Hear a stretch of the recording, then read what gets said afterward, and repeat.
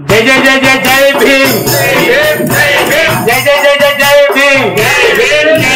बाबा साहब अमर है, बाबा साहेब अमर है, बिरसा मुंडा अमर है, बाबू जगजीवन अमर रहे, बाबू जगजीवन अमर रहे, महात्मा फुले अमर रहे।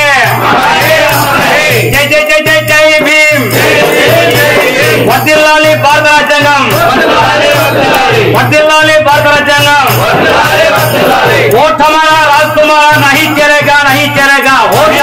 ప్రతి గ్రామంలోకి వెళ్ళి ఎస్సీ సంఘాలు ఎక్కడెక్కడ ఉన్నాయో చూసి కేవలం ప్రతి గ్రామంలో కూడా ఇలా సదస్సు పెట్టి మరి ప్రతి గ్రామంలో టచ్ చేసి ఓపెనింగ్ చేసి అలాగే స్టీల్ ప్లాంట్ లో కూడా అన్ని డిపార్ట్మెంట్ వెళ్ళి కేవలం నమస్కారం చేస్తున్న దాస్ గారికి ఈ అవగాహన సభ ద్వారా ధన్యవాదాలు తెలియజేస్తాము। మరి ఈ రోజు రాజ్యాంగ రక్షణ అనేది మనందరం కూడా అంబేద్కర్ గారు ఏదైతే రిజర్వేషన్ కల్పించారో ఆ రిజర్వేషన్ ద్వారా ఎమ్మెల్యేలు గాని ఎంపీలు గాని మనం ఓటేసి గెలిపిస్తాము। ఆ రిజర్వేషన్ ద్వారా ఎమ్మెల్యే అవుతున్నాము ఈ కోటా ద్వారా। అదే విధంగా ఎంపీ పార్లమెంట్ లో పంపిస్తాము। ఎంపీ దేశంలోనే 142 మంది ఎస్సీ ఎస్టీ ఎంపీలు ఉన్నారు పార్లమెంట్ లో। మరి రాజ్యాంగం రక్షించే హక్కు పార్లమెంట్ లో ఎవరైతే మనం పంపిస్తామో ఓటేసి వాళ్ళు అక్కడ పార్లమెంట్ లో చర్చించి రాజ్యాంగాన్ని గతంలో బ్రిటిష్ వాళ్ళ నుంచి అంబేద్కర్ రక్షించి మరి అప్పుడు ఎవరైతే పోరాటం చేసి రక్షించారో ఆ గాంధీ గారు, మహాత్మా గాంధీ గారిని నేరుగా రక్షణ తీసుకొచ్చిన తర్వాత 100 కోట్ల మంది జనాభాని మరి రోడ్డు మీద ఉంచితే అది కంట్రోల్ చేయాలని అంబేద్కర్ గారిని రాజ్యాంగం రాయమని చెప్పారు। మరి రాజ్యాంగం రాసేటప్పుడు మరి ఏదైతే రాజ్యాంగం రాశారో ఈ 100 కోట్ల జనాభా కాపాడే వ్యక్తి డాక్టర్ బాబాసాహెబ్ అంబేద్కర్ ఈ దేశంలో। మన రాజ్యాంగం రాసేటప్పుడు మన ఓటక్కు అనేది పెద్ద పెద్ద దొరలకే ఓటక్కు ఉండేటప్పుడు, డబ్బులకి భూస్వాములకే ఓటక్కు। అప్పుడు అంబేద్కర్ రాజ్యాంగం రాసేటప్పుడు కింద స్థాయి నుంచి ప్రతి ఒక్కరు కూడా ఓటకు కల్పించి మీకు ఎవరైతే సేవ చేస్తారో వాళ్ళకి మీ ఓటు ద్వారా అభివృద్ధి చేసినందుకు మీరు ఓటేసి గెలిపించండి। ఆ ఓటు ద్వారా ఎన్నికమైన రిజర్వేషన్ ఇచ్చిన ఎమ్మెల్యే గాని ఎంపీ గాని మన రిజర్వేషన్ మీద ఎన్నికైన ఎంపీలు ఎమ్మెల్యే అక్కడ పార్లమెంట్ లో మాట్లాడి ఈ రాజ్యాంగాన్ని రక్షించాలి। మనం ఓటేసి పంపించాలంటే మన హక్కులన్నీ కూడా పార్లమెంట్ లో అడిగి అక్కడ సాధించి రాజ్యాంగాన్ని రక్షించాలి। అన్ని సంవత్సరాలు పెట్టి రాజ్యాంగాన్ని రాసి ఈ రోజుకి దాన్ని చెక్కి చెదరకుండా భారతదేశంలో ఎంతమంది ప్రధానమంత్రులు వచ్చినా సరే భారతదేశాన్ని కాపాడే రాజ్యాంగం ద్వారా నడుచుకోవడం జరుగుతుంది। సుప్రీంకోర్టు కానీ జడ్జిలు కానీ ఎవరైనా సరే రాజ్యాంగాన్ని తూసా తప్పకుండా పాటించి ఈ దేశాన్ని రక్షించడం జరుగుతుంది। అలాంటి సమయాన్ని ఈ దేశాన్ని ఎప్పుడైతే రక్షిస్తారో మనందరం కూడా మరి అక్కడ పార్లమెంట్ లో మనం ఓటేసే నాయకులు నిజాయితీగా ఉండాలి। ఓటుకి మనం రూపాయి తీసుకున్న వాళ్ళకు 5 సంవత్సరాల్లో ఎంత అవుతుంది, రోజుకి రూపాయి అవుతుంది, ఆ 1000 రూపాయలు ఓటు। ఆ ఓటు ద్వారా మనం అభివృద్ధి చేసుకోలేకపోతున్నాం। అభివృద్ధి అనేది ఏం చేయాలనుకున్నా సరే మనం నిజాయితీగా మనం పనిచేస్తే మనకి ఆటోమేటిక్ గా మన డెవలప్మెంట్ అవుతుంది, మన దేశ రక్షణ కూడా అవుతుంది। మనందరం కూడా మంచి నాయకులకు ఓటేయాలి। డబ్బు తీసుకొని ఓటేస్తే మరి ప్రతి ఒక్కరు గోండాలు వస్తారు, ఓటేసేస్తారో గెలిచేస్తారు, దాన్ని మన గురించి అడగటం లేదు, మన సమస్య పరిష్కారం జరగటం లేదు, మన ఓటకు రావటం లేదు, మన రోడ్లు కానీ డ్రైనేజ్ డెవలప్మెంట్ కానీ ఈ అవగాహన ఏది రావటం లేదు కనుక నిజాయితీ గల ఓటు అంబేద్కర్ ఏదైతే తన పిల్లల్ని భార్యలు వదులుకొని దేశం కోసం త్యాగం చేసి ఈ దేశాన్ని రక్షించేటప్పుడు అంత రాజ్యాంగం రాసి మన గురించి వదిలేటప్పుడు అతను మచ్చ రాకుండా మనందరం కష్టపడి ఈ దేశాన్ని ఎంతైతే రాజ్యాంగం రక్షించుకోవాలో మన ఓటేసి గెలిపించే నాయకులు ఎంపీ ఎమ్మెల్యే కూడా కాపాడి ఈ దేశాన్ని కాపాడాలి, రాజ్యాంగం కాపాడాలి తెలియజేస్తూ మరి అవకాశం ఇచ్చిన పెద్దలందరికీ మనస్ఫూర్తిగా వింత రాజ్యాంగాన్ని మనం రక్షించుకోవడం ఏంటి? రాజ్యాంగం మనం రక్షించాలి। రాజ్యాంగం అత్యుత్తమైన స్థానాన్ని ఇచ్చి సార్వభౌమత్వాన్ని ఇచ్చి దాన్ని కూర్చోబెట్టింది ఎందుకంటే అది మనల్ని రక్షించాలి।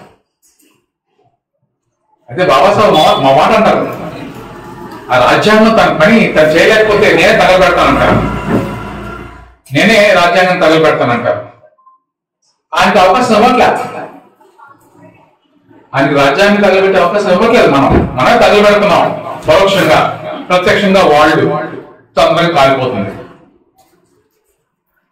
రాజ్యాంగం రాయడానికి కొంచెం వెనక్కి వెళ్తే మనకు తెలుసు సిపాయి మీటింగ్ జరిగింది 1857లో। ఎందుకు జరిగింది? అప్పుడు బ్రిటిష్ వాళ్ళు ఈస్ట్ ఇండియా కంపెనీ వచ్చి వ్యాపారం చేస్తూ ఇక్కడ రాజ్యాన్ని మనల్ని పాలించడం మొదలు పెట్టారు ఈస్ట్ ఇండియా కంపెనీ. వాళ్ళనే సిపాయి తిరుగుబాటు చేశారు. అప్పుడు అది ఏం చేశారు, మన వల్ల కాదు అని చెప్పి ఏం చేశారు, వాళ్ళకున్న అధికారాన్ని, భారతదేశం మీద వాళ్ళ అధికారాన్ని బ్రిటిష్ రాణికి ఇచ్చారు. బ్రిటిష్ రాణికి ఇస్తే ఆ బ్రిటిష్ రాణి ఏం చేసిందంటే ఒక గవర్నమెంట్ ఆఫ్ ఇండియా యాక్ట్ 1858లో మొదలైంది రాజ్యాంగ ప్రస్థానం.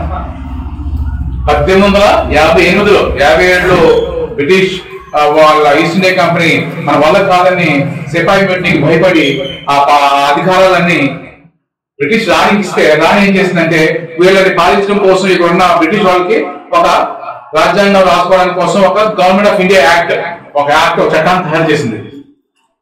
ఆ చట్టం ప్రకారం వాళ్ళ ఇష్ట ప్రకారం వాళ్ళు పాలిస్తున్నప్పుడు 1909లో గవర్నమెంట్ ఆఫ్ ఇండియా యాక్ట్ ని సవరించి అప్పుడు కొత్తగా వాళ్ళు అందరూ ముస్లింస్ కి ప్రాతినిధ్యం ఇవ్వడం మొదలు పెట్టారు. ముస్లింస్ కి ప్రాతినిధ్యం ఇవ్వడం మొదలు పెట్టారు. ముస్లిం ఉద్యమం మొదలు పెట్టింది. అప్పుడు అవుతుంది, వాళ్ళ హక్కుల కోసం పోరాటం చేస్తున్నారు. 1909లో గవర్నమెంట్ ఆఫ్ ఇండియా ముస్లింలకి భారతదేశ ప్రజాస్వామ్యంలో అధికారాలు ఇవ్వడం, వాళ్ళకి ప్రాతినిధ్యం మొదలు పెట్టారు. దీన్ని మాంటోమెర్లే కమిషన్ అంటాం. దీని తర్వాత 1909లో ఇంకొక సంస్కరణ, షమ్స్ఫీల్డ్ సంస్కరణ. ఈ షమ్స్ఫీల్డ్ సంస్కరణ ఏంటంటే ఇందులో సిక్కులకి, క్రైస్తవులకి, మహిళలకి ప్రాతినిధ్యం. అక్కడ ముస్లింలకి 1919లో ఎవరికి, సిక్కులకి, ముస్లింలకి, మహిళలకి కూడా ప్రాతినిధ్యం కోసం గవర్నమెంట్ ఆఫ్ ఇండియా యాక్ట్ లో రాసుకున్నారు. మిగిలింది ఎవరు, వాళ్ళు మిగిలారు. అందుకే 24 వచ్చిన సైమన్ కమిషన్ ని అందరూ పొమ్మంటే బాబాసాహెబ్ రమ్మన్నాడు. వాళ్ళందరికీ ఉన్నాయి, మాకే ప్రాతినిధ్యం లేదు, మాకే హక్కులు లేవు, మమ్మల్ని పట్టించుకుంటాడు, మీరు స్వతంత్రం ఇస్తానన్నారు, ముందు నువ్వు రా, మా సంగతి తేల్చు, మా ప్రాతినిధ్యం గురించి మాట్లాడని చెప్పి పిలిచినప్పుడు అప్పుడు బాబాసాహెబ్ అంబేద్కర్ వాళ్ళు రౌండ్ టేబుల్ కాన్ఫరెన్స్ పిలుస్తారు. అక్కడ రౌండ్ టేబుల్ కాన్ఫరెన్స్ కూడా మీకు తెలుసు.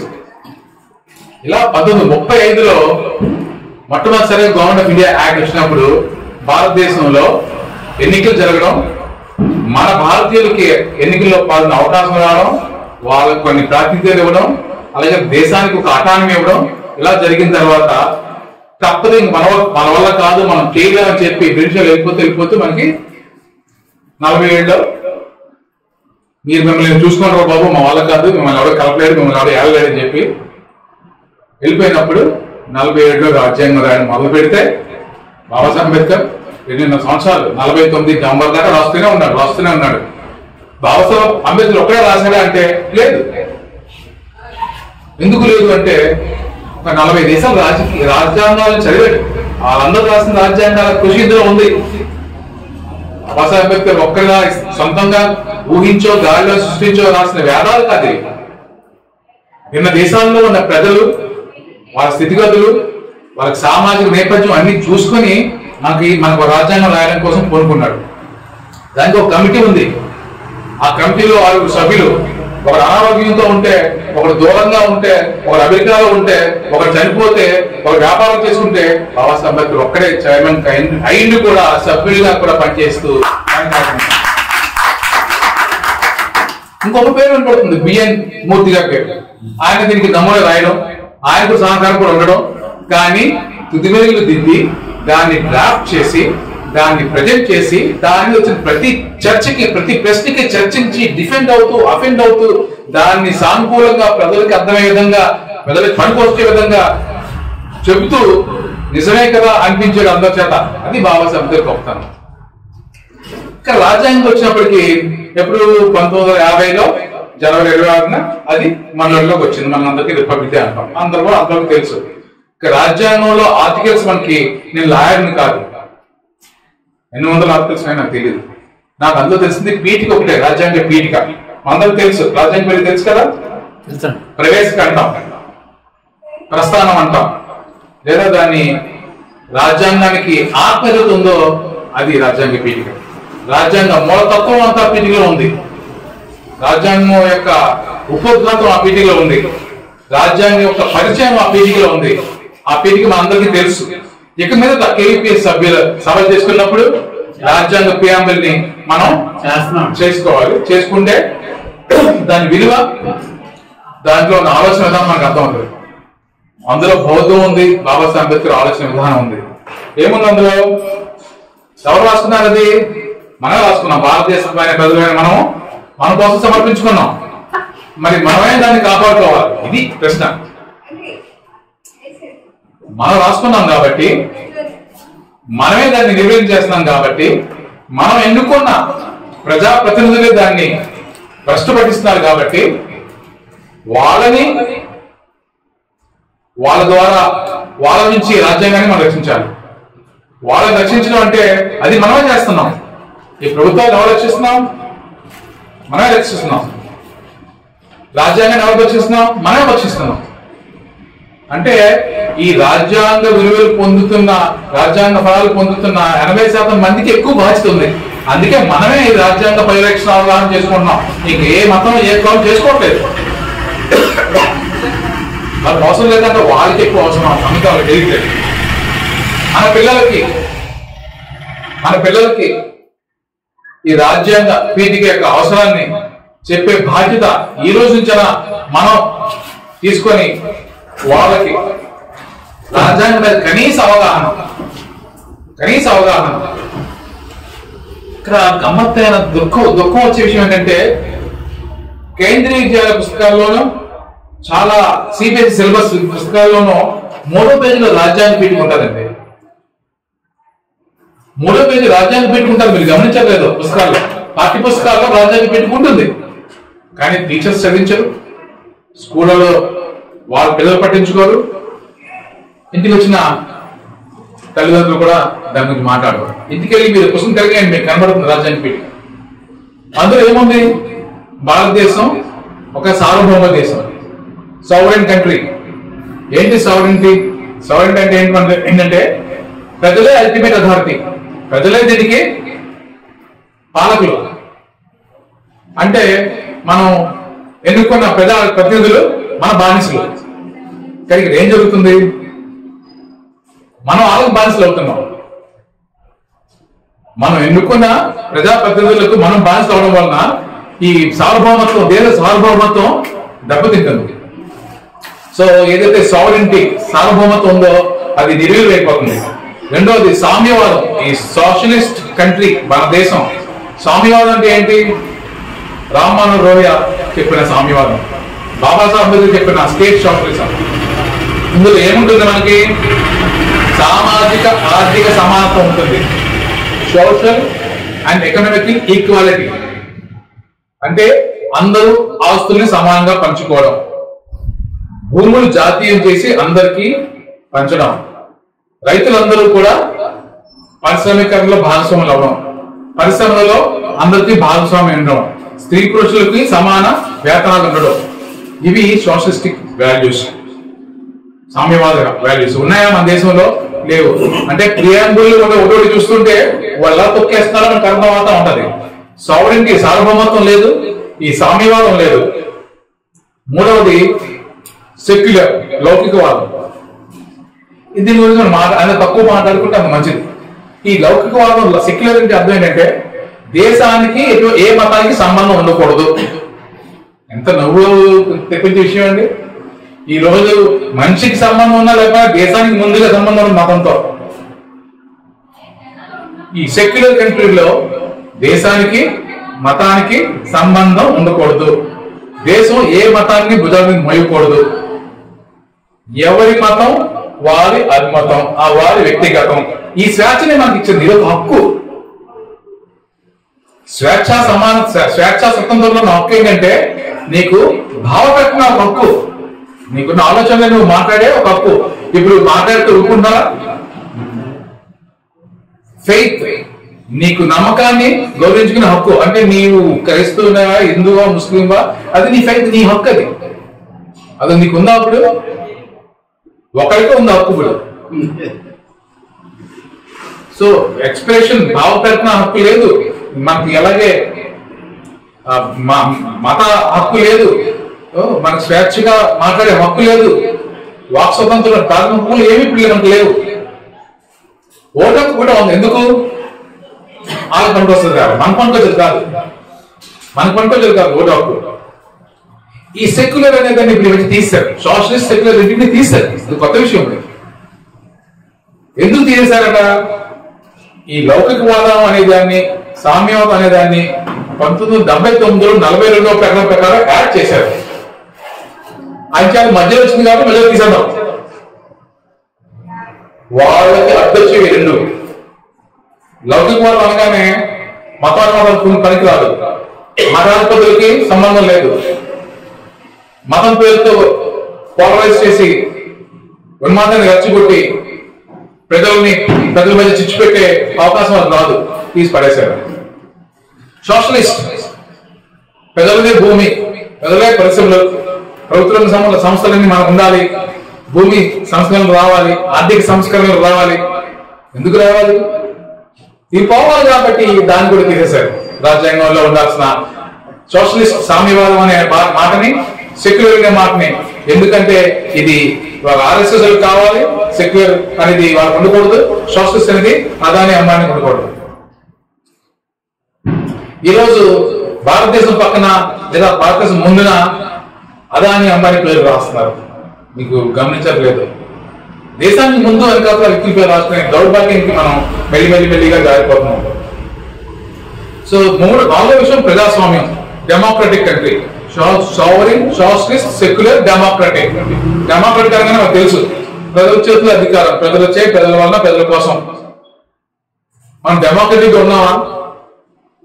మనలో మనం అసలు ప్రజాస్వామ్యంగా ఉన్నామా?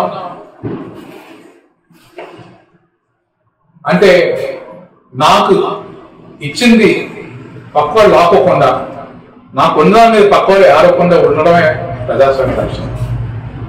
కానీ మనకి ప్రజాస్వామ్యం పట్టదు. నాలుగు రిపబ్లిక్, గణతంత్రం.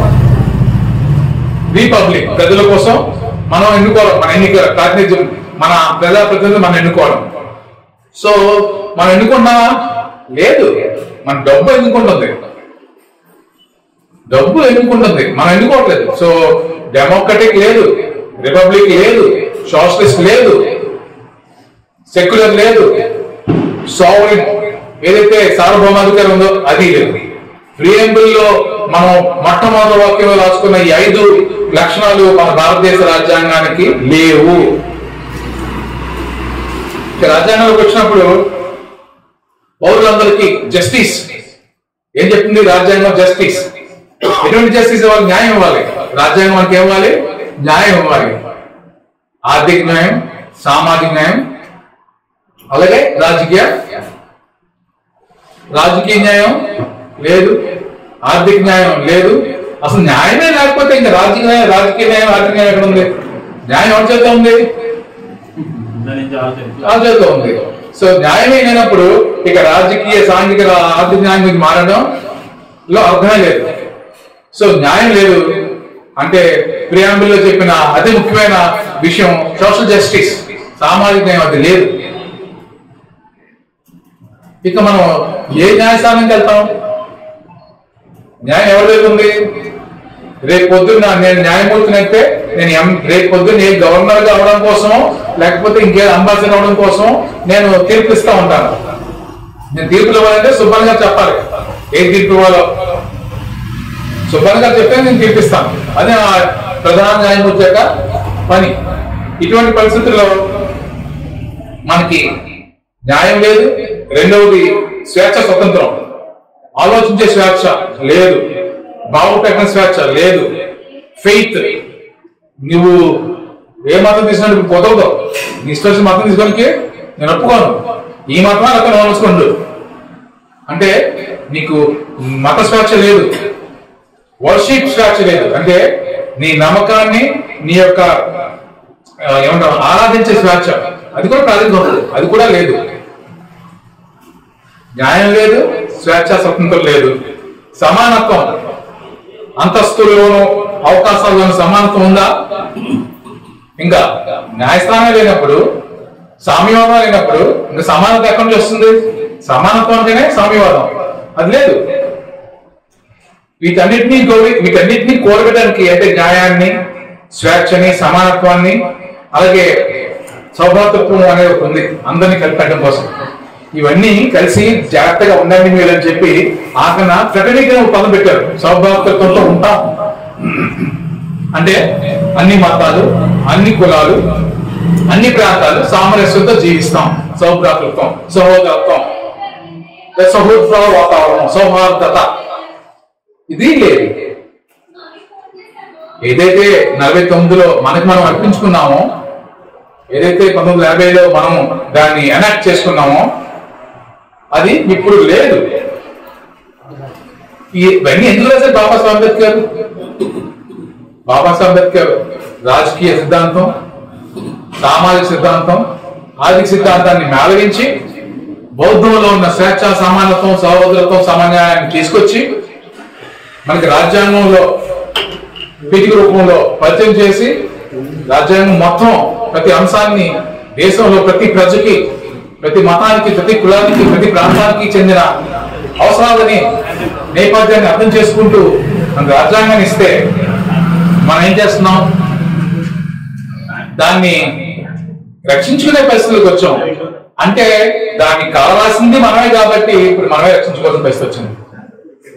ఎందుకు మనం కావాల్సుకున్నాం అంటున్నానంటే వాళ్ళు చేస్తుంటే మనం నోరు మూసుకున్నాం. న్యాయం జరగడమే కాదు, న్యాయం చూస్తూ నోరు మూసుకోవడం కూడా అన్యాయమే, పెద్ద నేరం. సో ఆర్థిక సంస్కరణల కోసం బాబాసాహెబ్ అంబేద్కర్ మనకి ప్రియాంబుల్ రాజ్యాంగం ఇస్తే ఇప్పుడు ఏం చేస్తున్నారు? ఆదివాసుల భూములు లాక్కుంటున్నారు. మీరు ఇటు చింతపల్లి వెళ్ళండి, ఇటు పారేరు వెళ్ళండి, ఇటు అనంతగిరి వెళ్ళండి, ఇటు అరకు వెళ్ళండి, ఇటు లంబసింగ్ వెళ్ళండి, ఆ భూములన్నీ బినామీలు. అక్కడ పనిచేసే కూలీలు ఆదివాసులు, వాళ్ళ భూముల్లో వాళ్ళ కూలీలు. చిన్నప్పుడు మనం 20 years బ్యాక్ వినేవాళ్ళం స్టీల్ ప్లాంట్ ప్రాంతంలో ఈ భూమి నాది బాబు అని, ఇక్కడ మా పొలం ఉంది బాబు అనేవాళ్ళు. వాళ్ళకి రెమ్యూనరేషన్ వచ్చింది, వాళ్ళకి ఏదైతే కాంపెన్సేషన్ ఉందో సరిపోయింది. ఇప్పటికీ కూడా స్టీల్ ప్లాంట్ లో ఉన్న తోటమాలీలందరూ కూడా స్థానిక రైతులు. ఆ రోజుల్లో ఇది ఒక వాస్తవం. ఈ రోజుల్లో పనిచేసే తోటమాలీలు, ముస్లిం వాళ్ళందరూ కూడా స్థానికంగా రైతులు. అంటే ఇప్పటికీ ఒక హక్కు ఉంది, కానీ ఆదివాసులకు హక్కు లేదు. 170 ఒక ఆర్టికల్ ని రద్దు చేసి నువ్వైనా కొనుక్కోవచ్చు, నేనైనా కొనుక్కోవచ్చు, కాశ్మీర్ లో ఉన్నదాన్ని ఇక్కడ తెచ్చి పెడుతున్నారు. అంటే ఏదైతే ఆ వనరులు ఉన్నాయో ఆదివాసీ వనరులు, వాటిని దోచుకుంటున్నారు. మన వనరులు ఏవైతే ఉన్నాయో విద్య దోచుకుంటున్నారు, వైద్యం దోచుకుంటున్నారు, ఉద్యోగాలు దోచుకుంటున్నారు. అంటే మనకి ఎటువంటి ఆర్థిక పరమైన వెసులుబాటు లేకుండా తొక్కేస్తున్నారు. ఏదైతే రాజ్యాంగం ఇచ్చిందో ఈ ఎకనామిక్ ఈక్వాలిటీ పోయింది. ఈక్విటీ అంటాం అంటే రాజ్యాంగంలో మనకు వచ్చిన రిప్రజెంటేషన్స్ ఏవైతున్నాయో అవి పాజిటివ్ డిస్క్రిమినేషన్. అంటే ఇదొక రకమైన సానుకూలమైన వివక్ష. అంటే అర్థం ఏంటంటే నాకు ఆకలేస్తుంది, ఏంటి ఆకలేస్తుంది నగరా 3 రొట్టెలు ఉన్నాయి, 1.5 రొట్టె 1.5 రొట్టె తింటాం. నాకు ఆకలిగా లేదు, ఆయనకి ఎక్కువ ఆకలేస్తుంది, నేను 1 రొట్టె తిని ఆయనకు 2 రొట్టెలు ఇస్తాను. భారతంలో ఆందోళనలో నలుగురు భోజనం మానేసి ఆ నలుగురు భోజనం ఒకరికి పెట్టేవారట. దీన్ని ఈక్విటీ అంటాం. ఎవరికి ఎంత కావాలో అంత ఇవ్వడం. నీకోటి నాకోటి కాదు, నాకు కాలేదు కాబట్టి నాకు కర్ర ఇవ్వాలి, నాకు కుర్చీ ఇవ్వాలి. నేను పొట్టివాడిని కాబట్టి నాకు ఎత్తు బళ్ళు ఇవ్వాలి. ఆయన పొరగొన్నాడు, ఆయన కనబడుతుంది, ఆయనకి బళ్ళు ఇచ్చారు. నేను పొట్టుకున్నాను, నాకు బళ్ళు ఇచ్చారు, కానీ ఒకే బళ్ళు ఇచ్చారు. సో ఇక్కడ సమానత్వం ఉంది, కానీ అది పొరగొండ వల్ల ఆయన కనబడుతుంది, నాకు కనబడలేదు. సో నాకు పెద్ద బళ్ళు ఇయ్యడం, ఆయనకి చిన్న బళ్ళు ఇస్తే ఇద్దరికి కనబడుతుంది. ఇది సమానత్వం. దీన్ని ఈక్విటీ అంటాం. వీటి కోసం మనకి రాజ్యాంగంలో రిప్రజెంటేషన్స్ ఇచ్చారు దామాషా ప్రకారం. దీన్ని కూడా నిర్వీర్యం చేసేశారు. బాబాసాహెబ్ అంబేద్కర్ భారతదేశంలో ఆర్థిక సంస్కరణల కోసం రూపీ వాల్యూ రాశాడు. వాల్యూ ఆఫ్ రూపీ అని గ్రంథం రాశాడు. ఎందుకు రాశాడంటే గమ్మత్తైన విషయం, ప్రపంచంలో ఉన్న కరెన్సీతో స్థిరంగా నిలబడాలని రూపీ వాల్యూ రాశాడు, వాల్యూ ఆఫ్ రూపీ అని. అటువంటి రాజకీయ సంస్కరణ, ఆర్థిక సంస్కరణని గాలి తీసేసి ఇప్పుడు రూపాయి ఎక్కడ ఉంది? అధఃపాతాళంలో ఉంది. ప్రపంచ దేశాలలో అత్యున్నత అట్టడుగు స్థాయిలో రూపాయి విలువ ఉంది, రోజు నుంచి తగ్గిపోతూనే ఉంది. అంటే రాజ్యాంగ విలువలు కాపాడితే రూపాయి విలువ పెరిగి ఉండేదని ఇక్కడ చెప్పే నా లక్షణం, నా ఉద్దేశం ఎకనామిక్ బ్యాలెన్స్ లో. ఇక సోషల్ జస్టిస్, సామాజిక న్యాయం గురించి చాలా మాట్లాడుతుంటాం. తెల్లారితే మన నోట్లో ఇచ్చే నా మాట సామాజిక న్యాయం. సామాజిక న్యాయం గురించి ఎవరు మాట్లాడాలి? మనమే ఎందుకు మాట్లాడాలి? ఏంటి సామాజిక న్యాయం? ఈరోజు మనం ఎవరి మీద పోరాటం చేస్తున్నాం? ఎవరి మీద పోరాటం చేయాలో వాళ్ళకి పోరాటం చేస్తున్నామా? లేదు. నా ప్రత్యర్థి ఈయనే, మాది కాబట్టి, నా ప్రత్యర్థి ఆయన గోదావరి జిల్లాలు కాబట్టి, ఆయన ప్రత్యర్థి నేను ఉత్తరంలో ఉంది కాబట్టి, అందరూ ఎస్సీలమే, అందరూ ఎస్టీలమే, అందరూ బీసీలమే. కానీ మన ప్రత్యర్థి ఎవరు? ఉత్తరాంధ్ర వాడు, గోదావరి వాడు, తెలంగాణ వాడు, లేదా మాదాడు, మాదిగాడు, వెలిగాడు. ఇది మన దౌర్భాగ్యం. ఎవరి మీద పోరాటం చేయాలో దాన్ని మనం వదిలేసి మళ్ళీ మనం కొడుకు చావడం వల్ల రాజ్యాంగాన్ని సంకనాకించారు కాబట్టి మళ్ళీ మనం గొచ్చి బిగించి రాజ్యాంగాన్ని కాపాడడం కోసం ముందుకెళ్తున్నాం. బాబాసాహెబ్ అంబేద్కర్ కుల నిర్మూలన రాశాడు. కుల నిర్మూలన రాసినప్పుడు ఏం చెప్పాడు? సామాజిక విప్లవం ఎప్పుడు వస్తుందని చెప్పాడు? అందరూ కలిసి ఒక సామాజిక నేపథ్యం ఉన్నప్పుడు వస్తుంది అన్నాడు. అందరికీ ఒక సామాజిక నేపథ్యం ఉందా?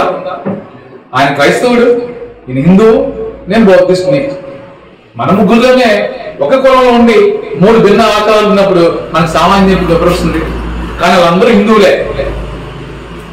అందరూ హిందువులే కలిసి పట్టేసుకున్నారు. మనలా హిందువులా బంధువులా అంటే ఓహో అని చంగలు గుర్తుకున్నాం. మనం కూడా వెనక లోపల కులం కంపుందని అర్థం కావట్లేదు. సో ఇటువంటి సామాజిక న్యాయం గురించి బాబాసాహెబ్ అంబేద్కర్ కుల నిర్మూలన రాస్తే మనం కులాన్ని ఇంకా ఇంకా తవ్వుకుంటూ ముక్కలు పంచుకుంటూ ఉన్నాం. ఇప్పుడు దానికోసం బాబాసాహెబ్ అంబేద్కర్ ఏ పోరాటం చేసినా సరే ఈ కుల నిర్మూలన దిశగా పోరాటం చేస్తారు. మహత్ పోరాటం చేశాడు. కాలారాం దేవాలయం కోసం పోరాటం చేశాడు. మనస్ఫూర్తి దహనం చేశాడు. ఇవన్నీ కూడా కుల నిర్మూలనలో పోరాటంలో భాగాలే. ఇవేమీ చేయకుండా బాబాసాహెబ్ బౌద్ధం తీసుకున్నాడు. ఎన్ని చేసినా సరే ఫలితం కనబడిపోవడం వల్ల బౌద్ధం చేస్తున్నాడు. ఎందుకు అంటే దేశంలో సగం మంది ప్రజలు, ప్రపంచంలో సగం మంది ప్రజలు ఇస్లాం తీసుకుని ప్రపంచాన్ని దోచుకున్నారు. ప్రపంచంలో అత్యధిక ధనిక దేశాలు ఇస్లాం దేశాలు. వాళ్ళందరికీ ఒక మతం ఉంది. తర్వాత క్రైస్తవం ఏదైతే ఆ రోజుల్లో వాటికన్ సిటీలో ఆధిపత్యం ఉందో, రాజుల ఆధిపత్యం, క్రైస్తవం దాన్ని పాల్గొంటుంది. అనిక్కులు ఉన్నారు. వాళ్ళకి పంజాబ్ ఎలా వచ్చింది? వాళ్ళందరికీ ఒక మతం ఉంది. వాళ్ళు ఐక్యంగా రాష్ట్రాన్ని సాధించారు. మరి ఎస్సీ ఎస్టీ ఓబీసీలకి ఏ మతం ఉంది? అన్ని మతాలు ఉన్నాయి. ఇది మత సామరస్యం కాదు, మత అసంతృప్తి. మనందరూ కూడా ఒక్క మతం అనే ఒక త్రాడికి వచ్చినట్లయితే ఈ రోజు ఈ పరిస్థితి ఉండేదే కాదు. ఇది బాబాసాహెబ్ అంబేద్కర్ ఆలోచన. బాబాసాహెబ్ అంబేద్కర్ ఆలోచన అందరికీ ఒక మతం అనేది ఉండాలి కాబట్టి బుద్ధాన్ని దమా రాశాడు. అందులో ఏదైనా సరే బౌద్ధం మతం కాదు, అది స్వేచ్ఛ, సమానత్వం, సహోదరత్వం, సమన్వయం కోసం ఏర్పడిన ఒక భావజాలం, ఒక నైతిక జీవన విధానం. అది మనకు లేదు. నైతికత లేదు, మనకు సమానత్వం లేదు, ఒకరికి ఒకరికి పడదు. సో ఇటువంటి దౌర్బల్యమైన జీవితాలు మనం గడుపుతున్నాం. ఎన్ని ఉద్యోగాలు చేసుకున్నా, ఎన్ని ఆస్తులు సంపాదించినా, ఎన్ని ఇల్లు కట్టుకున్నా మన నేపథ్యం మాత్రం మారకపోవడం అక్కడ దుఃఖం. ఇంతంతా జరుగుతూ ఉంటే వెనకాతల వాళ్ళు ఒక ప్రత్యామ్నాయ రాజ్యాంగం రాసుకున్నారు. ఏబీవీపీ అనే ఒక సంస్థ, అఖిల భారత విద్యార్థి సంస్థ, ప్రపంచవ్యాప్తంగా ఉంది, దేశవ్యాప్తంగా అన్ని యూనివర్సిటీలో ఉంది. వాళ్ళు ఒక స్టూడెంట్ ఫోర్స్, మేధా మదనం చేసే ఒక వర్గం, థింక్ ట్యాంక్ ఆర్ఎస్ఎస్ కి. వాళ్ళు ఆల్రెడీ రాజ్యాంగం రాశారు. ఎప్పుడు రాశారు? 97లో 93లో రాసించారు. 93లో రాసించారు. దీన్ని రేపు మాపు మెల్లిమెల్లిగా తెస్తారు. మెల్లిమెల్లిగా తెస్తారు. సో మన రాజ్యాంగాన్ని రక్షించుకున్న వాళ్ళు రక్షించుకొని ఎవరు? వాళ్ళ రాజ్యాంగం త్వరలో వస్తుంది. ఇలా ఎందుకు ఈ రాజ్యాంగం రాసుకొని రెడీ ఉన్నారంటే వాళ్ళకి కొత్త పార్లమెంట్ కావాలి కాబట్టి పార్లమెంట్ బిల్డింగ్ కూడా కట్టుకున్నారు. కొత్త రాజ్యాంగం రాసుకున్నారు, పార్లమెంట్ బిల్డింగ్ కట్టారు. ఆ పార్లమెంట్ బిల్డింగ్ ఎక్కువ సీట్లు వేశారు, ఎక్కువ మంది ఎంపీలు రావాలి, ఎక్కువ మంది సభ్యులు వస్తే వాళ్ళ బలం అంత పెరుగుతుంది. సో ఎక్కువ మంది ప్రజాప్రతినిధులు వాళ్ళ పార్టీ నుంచి వాళ్ళ భాగాల నుంచి అక్కడికి వస్తున్నట్లయితే వాళ్ళ బలం అలా కొనసాగుతూ ఉంటది. దీనికోసం ఎక్కువ మంది ప్రజల్ని కనమంటున్నారు. చూడండి కుట్ర ఎలా తెలుస్తుందో. లింక్ డాక్యుమెంట్ కొత్త పార్లమెంటు ఓపెనింగ్ చేసినప్పుడు దానికి 7 గేట్లు ఉన్నాయి. ఆ గేట్లు ఇప్పే టోటల్ తెలుసా మీకు? మామూలుగా మనం రాజ్యాంగం కడితే ఎవరైనా కొత్త బిల్లు కడితే స్వేచ్ఛ, సమానత్వం, సహోదరత్వం, సమన్వయం, ఈక్విటీ అలాంటి పేరు పెడతాం గేట్లకి. వాళ్ళు గరుడ, హంస, మత్స్య ఏమంటే ఇలాంటి పేరు పెట్టాడు. ఇలా పేర్లు మకర, శార్దూల, గరుడ ఇవి భారత పార్లమెంట్ భవనం యొక్క ద్వారబంధాలు, గేట్లు. ఏమైనా అంటే మనం ఎంత అజ్ఞానంలో ఉన్నాం. మనం రక్షిస్తాం రాజ్యాంగాన్ని. రాజ్యాంగం ఓపెన్ చేసినప్పుడు పార్లమెంట్ భవనం ఓపెన్ చేసినప్పుడు ఏం జరిగిందో తెలుసు కదా మనకి. సెంగల్ అంటే ఒక మంత్రదండం, ధర్మదండం మొదలెట్టారు. అది తమిళనాడు నుంచి ఆ రోజుల్లో మొట్టమొదటిసారి మన స్వతంత్రం వచ్చినప్పుడు, మనకి రాజ్యాంగం మనలోకి వచ్చినప్పుడు, పార్లమెంట్ లో అడుగు పెట్టినప్పుడు అది ఇచ్చారట నెహ్రూ గారికి. అది శైవ సాంప్రదాయం. దాన్ని వంకగా పెట్టుకొని, దాన్ని ఆసరాగా చేసుకొని వాళ్ళు ఎంత పథక రచన చేశారు చూడండి. మోడీ గారు కూడా దాన్ని పట్టుకుని నడిచారు. అలాగే మంత్రదండం అది ఎవరి చేతిలో ఉంటది? పాత సినిమాలు చూస్తే మాయాబజార్లో అర్జున్ చేతిలో ఉంటది, మాంత్రికుడి చేతిలో ఉంటది, మా చక్రవర్తి చేతిలో ఉంటది. ఇలా కూర్చొని చేతి పెడతారు, దానికి సింహాలు ఉంటాయి. ఇటువంటి దుర్మార్గం. అలాగే అక్కడ ఉన్న 4 సింహాలని భయంకరంగా పెట్టారు. బాబాసాహెబ్ అంబేద్కర్ 4 సింహాలు 4 దిక్పాలకులుగా ధర్మ రక్షణకి 4 దిక్కుల నుంచి ధర్మం రక్షించబడాలి. ఆ ధర్మాన్ని బోధించిన సాక్య సింహాన్ని చిహ్నంగా మనకి 4 సింహాలు ఇస్తే ఆ సింహాన్ని నరసింహాలు చేశారు. అంటే వికృతంగా. ఈ మధ్య చూడండి హనుమంతుడి బొమ్మ ఎంత, హనుమంతుడు ఎంత హృదయంగా, ఎంత మానసికంగా, ఎంతో నిదానంగా ఉంటే ఇప్పుడు ఇలా ఉంటాడు హనుమంతుడు. హనుమంతుడికి కూడా వికృతులు ఇచ్చారు. ఇలాగా 4 సింహాలని కూడా భయంకరంగా రూపించి ఆ కింద ధర్మచక్రం ఉంటుంది తెలుసు కదా మీకు. తీసి పడేశారు. ఇప్పుడు తీసి పడేశారు. చూడండి ఢిల్లీ వెళ్తే సార్ మీరు బొంబాయిలో ఢిల్లీ వెళ్ళండి. ఢిల్లీలో మనకి ఇప్పుడు కొత్త పార్లమెంట్ ఇప్పుడు వెళ్తా. సో కొత్త పార్లమెంట్ లో వాళ్ళకి ఉన్న శైవ సంప్రదాయాల పేర్లు పెట్టుకొని రాజ్యాంగాన్ని పక్కన పడేసి రాజ్యాంగాన్ని అందులో పెట్టడానికి రెడీగా కొట్ల జరుగుతుంది. ఇక న్యాయం మనకు లేదు. రాజ్యాంగంలో చట్టాలు చేయొచ్చు, సవరణలు చేయొచ్చు, కానీ రాజ్యాంగం యొక్క మౌలిక స్వరూపాన్ని మార్చకూడదని అయితే ఏదైతే ఉందో దాన్ని ఛాలెంజ్ చేయడం కోసం వాళ్ళ సభ్యుల్ని పెంచుకుంటున్నారు. ఎక్కువ మంది సభ్యులు ఉన్నప్పుడు అందులో మన కులాల నుంచి, మన మతాల నుంచి వెళ్ళిన సభ్యులు కూడా ఆ పార్టీ కొమ్ము కాయడం, వాళ్ళ వ్యాపారాలకి నిలబెట్టుకోవడం కోసం వాళ్ళు చేసుకోవడం. ఇటువంటి సందర్భాల్లో మన రాజ్యాంగం పరిరక్షించాలంటే ఏం చేయాలి? రాజ్యాంగ పరిరక్షణకి మనం ఏం చేయాలో మాట్లాడి ముగిస్తాను నేను. ఇక్కడ ఒక ఆర్టికల్ చెప్తాను. Article 340, article 340. ఇదేంటంటే ఒక SCBC కమిషన్ ఏమని బాబాసాహెబ్ అంబేద్కర్ రాశాడు. ఇది 35 నుంచి వస్తున్న వ్యవహారం. గవర్నమెంట్ ఆఫ్ ఇండియా యాక్ట్ లో కూడా ఉంది అందులో. దాన్నే రాజ్యాంగంలో కూడా రాశాడు. ఏంటి? ఆర్టికల్ 340 SCBC కమిషన్ అంటే socially educationally backward commission, backward class commission. అంటే సామాజికంగా, విద్యాపరంగా, సోషల్లీ ఎడ్యుకేషనలీ సామాజికంగా, విద్యాపరంగా వెనుకబడిన తరగతులు, ఇదొక వర్గం. దీని కమిషన్ ఏమన్నాడు? కాలేకరణ ఒక వ్యక్తులు కమిషన్ వేశారు, ఆయన రిపోర్ట్ ఇవ్వలేదు, తొక్కేశారు. ఏంటి SCBC అనేది చెప్పి నేను ముగిస్తాను. సమాజంలో సామాజికంగా వెనుకబడి ఉన్నారు, విద్యాపరంగా వెనుకబడి ఉన్నారు. వీళ్ళిద్దరికీ అవకాశాలు కావాలి కాబట్టి, రిజర్వేషన్స్, రిప్రజెంటేషన్స్ ఇవ్వాలి కాబట్టి, వీళ్ళ ప్రాతినిధ్యం కావాలి కాబట్టి వీళ్ళ కోసం కమిషన్ ఏమని చెప్పాడు. ఎవరి సోషల్లీ బ్యాక్వర్డ్ అంటే ఆదివాసీలు, SCలు, STలు. షెడ్యూల్ కాస్ట్ 58 కులాలు ఎవరుతున్నాయో వాళ్ళు సామాజికంగా అనుకుంటున్నారు. ఊరికి మారుమూల చివర ఇందాక పెద్దలు చెప్పినట్టు మూతికి మొత్తం ముట్టికి చీపులు కట్టుకొని ఈ బహుజనులు ఉన్నారు కాబట్టి వీళ్ళకి కోసం కమిషన్ కావాలి. రెండోది సామాజికంగా బాగానే ఉన్నారు కానీ విద్యాపరంగా వెనుకబడుతున్నారు. చాలా ఇంపార్టెంట్ పాయింట్ ఇది. సామాజికంగా బాగున్నారు, సోషల్లీ ఫైన్, ఎడ్యుకేషనలీ బ్యాక్వర్డ్ అంటే అదర్వైజ్ బ్యాక్వర్డ్ ఓబీసీ అంటే విద్యాపరంగా వెనుకబడిన వాళ్ళు ఓబీసీలు అంటాం. ఈ ఓబీసీ కమిషన్ ఏదైతే ఉందో ఇది బాబాసాహెబ్ అంబేద్కర్ పెట్టిన ఆర్టికల్ 340. వాళ్ళు సామాజికంగా బాగున్నా ఎందుకు సామాజికంగా బాగున్నారు? కమ్మరి, కొమ్మరి, వడ్లకి, చాకలి, మంగళి వీళ్ళందరూ కంసాలి కోణం చేస్తున్నారు కాబట్టి వాళ్ళకి ఒక స్థాయి ఉంది. చదువులు లేవు, మీకెందుకు చదువు తొక్కేశారు. వాళ్ళ చదువు కోసం వీళ్ళకి సామాజిక స్థాయి కోసం ఎస్సీబీసీ కమిషన్ ఏమని చెప్పి బాబాసాహెబ్ చెప్పాడు. ఇప్పుడు అది జరగాలంటే మనం అర్జెంట్గా ఎస్సీ బీసీ సెన్సస్ జరగాలి. బీహార్లో జరిగిన ఒక సెన్సస్ సర్వే ఏం చెప్తుందంటే మండల్ కమిషన్ లో ఏదైతే 52% ఓబీసీలు ఉన్నారని చెప్పిందో ఇప్పుడు బీహార్ లో చూస్తే 52% ఓబీసీలు ఉన్నారు.